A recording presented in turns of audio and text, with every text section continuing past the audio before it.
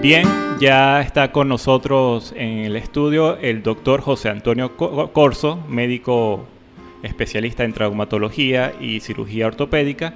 Doctor Corzo, bienvenido a este programa de guía de especialidades médicas. ¿Cómo está usted? Buenas tardes. Hola Carlos, ¿cómo te encuentras? Ali, en los controles. Un afectuoso saludo a toda la audiencia de esta prestigiosa emisora, como lo es Enlace 94.5. Y contento de dar inicio a este proyecto que está iniciando hoy, como lo es la guía por vía radial. Aportando un poco a lo que acabas ahorita de comentar en el titular, debemos de acotar que muy pocas veces, el hombre se preocupa por los problemas de osteoporosis, porque se vincula principalmente a los cambios hormonales en la mujer en etapa menopáusica, pero hay que recordar que en el hombre, así como tú lo acabas de reseñar, también se presenta y los dejamos pasar. Y cuando nos damos cuenta que el hombre puede presentar osteoporosis, ya cuando llega a una etapa de fractura. Es muy común, por lo menos en la práctica médica, sobre todo a nivel hospitalario, estos pacientes de séptima, octava década de la vida que se presentan con fracturas de cadera, que es lo más común. Si vemos cierta reseña de esto, hay una casuística importante de fracturas de cadera en hombres. Hablamos de 75 años en adelante, 80 hasta los 95 años de edad, y son pacientes que se fracturan por problemas de osteoporosis, no diagnosticadas, no tratadas, y eso nos genera un problema endémico de salud, ya que la fractura de cadera per se trae una serie de complicaciones que si tú no las tratas pueden tener un desenlace fatal en el paciente. Y de pronto hacer una concientización sobre este problema y sobre todo en la consulta urológica. ¿Por qué? Porque el urólogo viene siendo como el médico encargado de esa área hormonal, al igual que el endocrino, donde va ese paciente mayor a 50 años de edad, de empezar a hacer de forma rutinaria la densitometría ósea y tratar estos casos, así como lo hace de forma rutinaria el ginecólogo en el área femenina. Y pudiéramos minimizar este tipo de fracturas que ya nos llegan a nosotros, le llega al ortopedista con osteoporosis severa, ya con una cadera fracturada. Perfecto. Bien, doctor, muy interesante la información que nos brinda como complemento a este artículo sobre la osteoporosis masculina. Y bueno, sí es cierto que no nos preocupamos mucho por esta situación, ya solamente a una avanzada edad donde los daños pues son difíciles ya de... Sí, por lo que te comento, el enfoque es más que todo en el área femenina, en la mujer, por los cambios menopáusicos. Y muchas veces el hombre pues se va descuidando esa parte y hay que recordar que en el esqueleto masculino también se dan cambios no tan drásticos como tú lo describiste desde el punto de vista hormonal, con los estrógenos en las mujeres en la edad menopáusica, pero sí se va debilitando la arquitectura ósea. Y cuando nos damos cuenta ya de estos cambios, cuando lamentablemente el paciente nos llega fracturado. Perfecto. Bien, en nuestro siguiente artículo que viene a complementar este que acabamos de reseñar, nos habla sobre medidas preventivas para evitar llegar a una edad avanzada y no tener tanta fragilidad en nuestro sistema óseo. Un artículo también publicado en theconversation.com por los profesores de Biología Celular de la Universidad de San Pablo, España, Arantxa Gortaza y Sara Jiménez. En este nos hablan sobre el ejercicio, que no solo aumenta los músculos, también los huesos. Además de una dieta rica en calcio y niveles adecuados de vitamina D, en la salud de nuestro esqueleto influye el ejercicio al que le sometamos. Son los años de crecimiento que resultan especialmente críticos para aumentar la densidad mineral ósea, pues es cuando nuestros huesos son más sensibles al ejercicio, ¿no? Concretamente, alrededor de la pubertad se acumula en nuestro esqueleto entre el 25 y el 30% de la masa ósea, lo que es equivalente al hueso que perderemos después durante el envejecimiento. Optimizar ese pico máximo puede ayudar a mantener una buena salud ósea durante toda nuestra vida. Acá la pregunta es, ¿qué tipo de ejercicio es mejor para formar huesos? Depende de la edad. El ejercicio físico entre moderado y vigoroso favorece una mayor densidad mineral ósea. Sin embargo, no todas las actividades físicas tienen el mismo efecto osteoformador sobre el esqueleto joven. Los deportes de impacto que impliquen correr, saltar o levantar peso tienen mayores beneficios en el esqueleto frente a otros de menor impacto como montar bicicleta o nadar, aunque el tiempo y la intensidad del trabajo físico que se precisa para conseguir un beneficio óseo no se conoce exactamente. La mayoría de las intervenciones que han conseguido un efecto positivo hablan de entre 3 y 60 minutos al día, varias veces a la semana, entre 2 y 5 sesiones. Ya en la edad adulta, los efectos del ejercicio en el esqueleto parecen ser más modestos. La mayoría de los estudios en los que se han realizado intervenciones hablan de un pequeño incremento en la formación o de una disminución en la pérdida de masa ósea, pero no por ello deja de ser interesante porque al menos se consigue retrasar la aparición del riesgo de fractura osteoporótica. Además, realizar ejercicio con una potencia progresiva y de manera continuada permite fortalecer tanto los huesos como los músculos, como ya sabemos, lo que reducirá el riesgo de fracturas y lesiones en las personas mayores. En definitiva, el ejercicio físico nos permite mejorar nuestra calidad ósea y reducir los riesgos de fractura a cualquier edad, con diferentes niveles de mejora dependiendo del tipo de ejercicio y la intensidad con la que se realice. Este hecho de ejercitarnos, de mantenernos en forma durante toda la vida, pues quizás las personas ya con una edad avanzada y deciden practicar alguna actividad física, pues no se les recomienda hacer actividades que pongan más bien en riesgo una fractura o una lesión, ¿no? en su sistema esquelético. Mira, Carlos,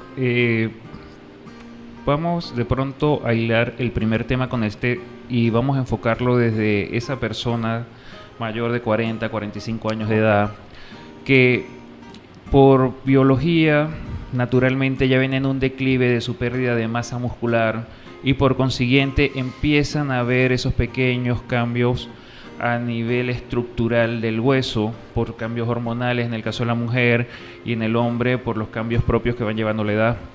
¿Qué sucede? Está más que conocido y sabido que el ejercicio es positivo para la salud en todos los aspectos.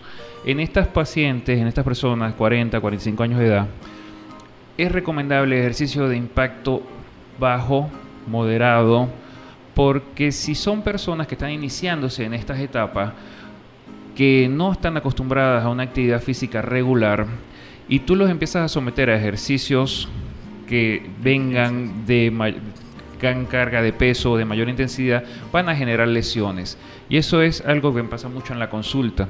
Llegan muchos pacientes, sobre todo edades 30 años en adelante, inclusive estamos hablando de una década menos de la que nos estamos refiriendo, con lesiones en hombro, lesiones en rodilla, lesiones en columna, muchas veces por sobrecarga de ejercicio, muchas veces por mala práctica en cuanto a técnica, y eso es importantísimo. Más que la intensidad, llevar una técnica adecuada, un instructor adecuado para garantizar que sea beneficioso y no te genere una lesión. Y evitar que lesiones previas se empeoren. Eso hay que tenerlo muy claro. Y como yo le digo a todos mis pacientes, es bueno ejercitarse, mantente activo, camina, disminuye de poco ciertos ejercicios de impacto que te pueden afectar y se orientan para que esa lesión que pueda estar presentando en cualquier articulación o esa dolencia no lo incapacite del todo y logre mantener una masa ósea adecuada y una masa muscular, una tonicidad adecuada. Perfecto. Bien.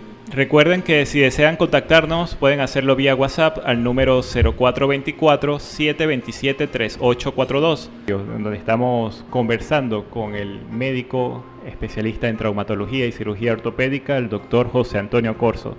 Queremos hacerle un recordatorio de que este programa es de tipo orientativo para las personas tengan referencias de ciertos problemas generales de síntomas de enfermedades, pero no reemplaza en ningún momento la consulta médica personalizada a las cuales deben ustedes asistir con su médico de confianza.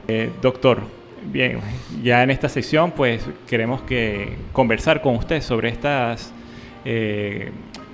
estas síntomas más recurrentes con los cuales acuden los pacientes a su consulta en cuanto a las dolencias que presentan a nivel de las articulaciones, ya sea en diferentes áreas, en los hombros, en las rodillas, en la cadera. ¿Qué nos puede comentar acerca de esto? Sí, Carlos. Regularmente cuando el paciente llega a la consulta ortopédica traumatológica, estamos hablando de pronto de pacientes adolescentes, adultos, pacientes de tercera edad, te llegan por dolor o limitación en una de las áreas que tú has mencionado. ¿Qué es lo que más comúnmente vemos? Problemas en hombro, columna vertebral, sobre todo área lumbar y rodilla. Es lo que más frecuentemente observamos. Cuando nos vamos al grupo etario infantil, preescolar, escolar, estamos hablando menores de 2 años, de 2 a 10 años, ya es el problema ortopédico, sobre todo problema de la marcha, lo más común que regularmente vemos. Y entre estos problemas que tenemos, entre este tipo de lesiones que regularmente consulta la gente, hay uno en particular que se enfoca demasiado y pasa mucho por debajo de la mesa, y son los problemas a nivel meniscales o los problemas en rodilla, en menisco. Que motivado a ese tema, en la guía médica hicimos una pequeña reseña al respecto sobre los problemas meniscales. Mucho dolor de rodilla es por ese tipo de lesión. Perfecto, sí. Es importante que nos recuerde que ya en la próxima edición de la guía de especialidades médicas usted nos presenta un artículo sobre este dolor muy común en las rodillas por problemas en los meniscos, ¿no? ¿Nos podría dar una idea general sobre qué son los meniscos? Porque siempre hay confusión con otras... Sí, claro. Sí. Los meniscos son como esas estructuras olvidadas de la rodilla que poco le tomamos importancia y que muchas veces ni siquiera sabemos que existen. Es una estructura cartilaginosa, fibrosa, que se encuentra entre la articulación de la rodilla, entre los cóndilos femorales y la superficie plana de la tibia o meseta tibial. Ella permite un equilibrio dentro de la articulación, permite disipar cargas y distribuir cargas en la articulación femorotibial y a su vez le genera nutrición a la articulación. Como te das cuenta, tiene funciones bastante importantes y son, como te comento, estructuras cartilaginosas que se adaptan o permiten la adaptación a la superficie circular de los cóndilos femorales sobre la superficie plana de la tibia, de la meseta tibial. Okay. Y tienen una gran importancia al momento de la marcha, en el movimiento de flexión y extensión, o cuando tú extiendes y doblas la rodilla, cuando te sientas, cuando te paras, cuando subes escaleras, al caminar, al trotar, al correr. Cuando un menisco está afectado, produce dolor y limitación, bastante importante, y tiende a confundirse con muchas otras patologías o con lesiones de muchas otras estructuras que tú puedes conseguir en una rodilla. Por eso hicimos el enfoque, como acabas de comentar, en el artículo de la siguiente edición de la guía médica, porque hemos conseguido una gran recurrencia de este tipo de lesiones en personas de diversa edad, de diversas características, que en muchas oportunidades ha generado un bloqueo de movimiento y limitación para su función y actividad diaria. Eso depende también de haberse generado un alto impacto en esta área de la rodilla y bueno, produce esa lesión que... Principalmente son de origen traumático. Tienes también procesos degenerativos propios que te pueden generar un daño del menisco, y la importancia de esto es que un menisco no tratado a tiempo, como no es regular, él ya no me va a distribuir la carga real de peso o de presión entre fémur y tibia y me va a abrir la puerta a una artrosis de rodilla de edad temprana, lo cual te va a generar un problema aún mayor, porque vas a pasar de una rodilla con un cartílago sano, al tener un menisco dañado, la distribución de carga se modifica y empiezas a cargar de forma diferente los vectores de carga y te degenera el cartílago y vas a degenerar en una artrosis, lo cual es otra patología mucho más compleja. Perfecto. ¿Y cuál sería, doctor, el tratamiento? Bueno, depende del daño causado en esta área, o cómo podría controlarse. Mira, podemos hacer un pequeño diagrama con los siguientes parámetros. Tienes que determinar primero edad del paciente. Es fundamental. No es lo mismo que tú trates una lesión meniscal en un paciente de 20, 25 años a que lo trates en un paciente de 50 años. La demanda funcional es totalmente diferente. El tipo de lesión, si es degenerativa o si ha sido posterior a procesos traumáticos de forma aguda o un traumatismo con antecedente crónico y que genera una lesión discreta y en el tiempo fue reagudizándose y te produce la incapacidad. Va a depender de si este paciente tiene un bloqueo o no articular, si hace o no un derrame articular o, como comúnmente la gente lo conoce, se llena de líquido la rodilla o se derrama el líquido de la rodilla. Y del tipo de actividad de esta persona, inclusive te va a depender de la contextura o masa corporal y peso de esta persona. Entonces son varios parámetros a considerar para tú tomar en cuenta si se beneficia o no de una cirugía reconstructiva o das un tratamiento conservador. Perfecto. Bien. Conversando con el doctor José Antonio Corzo, médico cirujano ortopédico y traumatológico, que atiende en la Clínica Vargas, que se encuentra en la avenida Don Pepe Rojas de la ciudad del Vigía, Estado Mérida, en el consultorio número 7. Para contactar al doctor José Antonio Corzo puede hacerlo vía WhatsApp al número 0424-884-3331. Doctor José Antonio Corzo, cirujano ortopédico y traumatológico. Bien, doctor. En el caso de estas dolencias más comunes a nivel de las articulaciones, pues existe también que muchas de ellas se pueden corregir dado a pequeñas hábitos que podemos adoptar para evitar esas molestias o esos desgastes en nuestro sistema esquelético. ¿Cuál de ellas podría usted recomendarles a las personas para que no se extienda esas molestias o esos casos de dolor?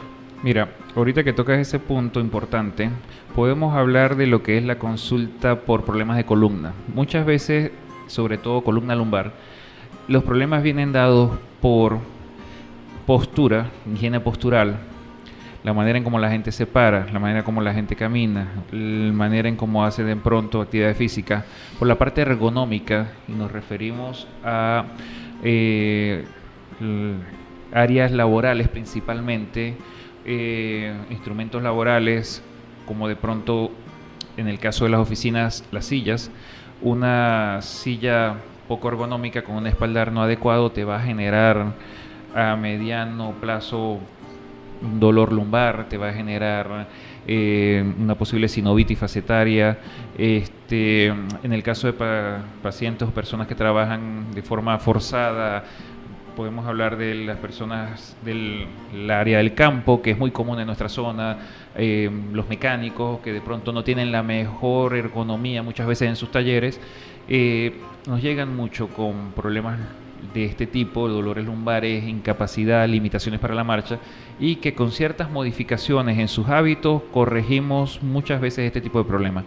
Cuando ya nos llegan muy avanzados, pues tienen que modificar muchas veces sus condiciones o sus funciones laborales para evitar complicaciones como lo que comúnmente la gente conoce, problemas de ciático o de ciática o del nervio ciático, porque ya cuando estamos ante este tipo de situaciones ya las modificaciones posturales o ergonómicas no son suficientes y muchas veces ameritan cirugías descompresivas. Sí. Se recomienda, ¿no?, por lo menos a las personas que se encuentran en su función laboral, asumiendo una postura durante largas horas, pues tomar pequeños descansos, ¿no?, y evitar tanto el estar sentado tanto tiempo, tantas horas. Igual a nivel de manipulación con las manos, una actividad muy repetitiva durante tantas horas, pues eso va causando, ¿no? Sí, sí. Incluso hay parámetros establecidos y hay normas internacionales establecidas, tanto por la OIT, que es la Organización Internacional del Trabajo, por la OMS y por la OPS, que es la Oficina Panamericana de la Salud, la Organización Mundial de la Salud, donde se establecen pausas a ciertos periodos y se recomiendan ciertos ejercicios de estiramiento, tanto cervicales como lumbares, en este caso, en personal de trabajo, sobre todo a nivel oficina, sobre todo a nivel de personas que están sentadas. Ya eso está más que establecido, inclusive es norma internacional de cumplirse. Muchas veces pues lo desconocemos y por lo tanto no se hace, inclusive aplicado a aquellas personas que trabajan en el ámbito del volante, sobre todo estas personas que manejan carga pesada o choferes de transporte público que duran muchas horas inclusive sentados. Sí.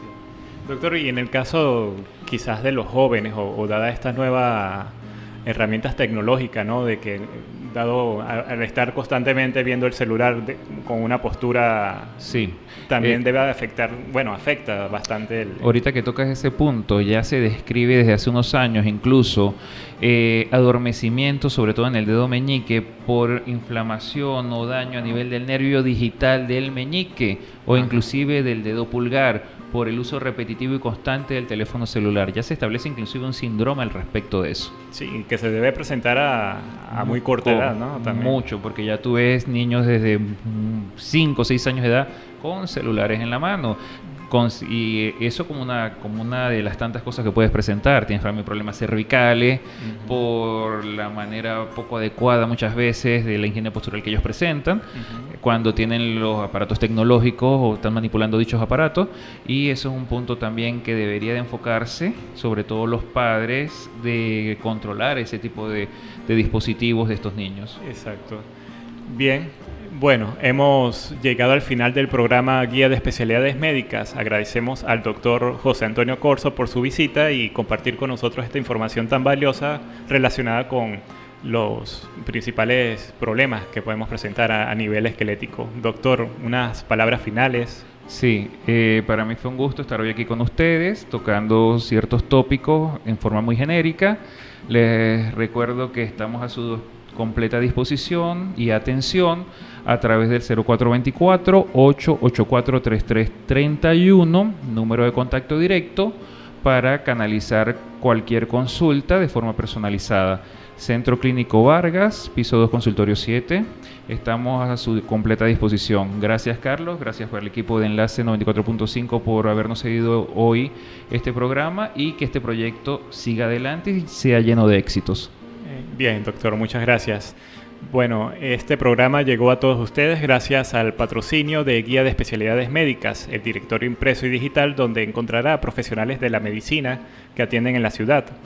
En su próxima edición, en la edición 44, encontrarán, que va a estar próximamente en circulación, encontrarán un artículo del doctor José Antonio Corzo profundizando sobre el tema del dolor en la rodilla por causa de la afección en los meniscos. Ya los invito a que estén atentos cuando esta edición esté circulando de manera gratuita y puedan complementar también a través de la visita a la página web www.guiamedica.com. En los controles nos acompañó Ali Contreras, quien les habla Carlos Eduardo Rojas, todos bajo la dirección del licenciado José Graviel Labrador. Será hasta el próximo jueves y sigan en sintonía de Enlace 94.5 FM.